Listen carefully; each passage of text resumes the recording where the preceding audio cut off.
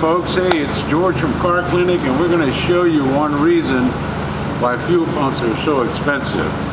This is a fuel tank from a Ford Focus, and yes, it's made out of plastic, and yes, there's gasoline in there. So when a fuel pump goes bad, the fuel pump is electric, and the fuel pump is inside what they call the float assembly.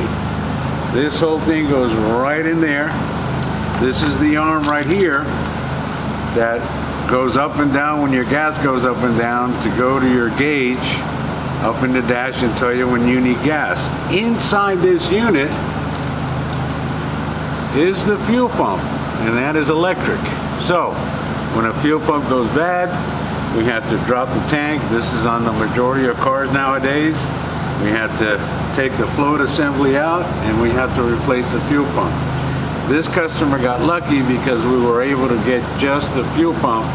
So this is about $90 to $100, and we didn't have to replace this whole assembly here, which is probably about $400 or $500 if you got to get the whole thing. Luckily his is still working, so we're okay there. And this here, just so you know, this is a fuel filter, and this is also in the tank area, and that's why it's so expensive to change a fuel filter. It's about a half-hour labor. It's about $15–20 for the part. So whenever you have a bad fuel pump, don't be surprised at the price. Thanks, hit like, and see you soon.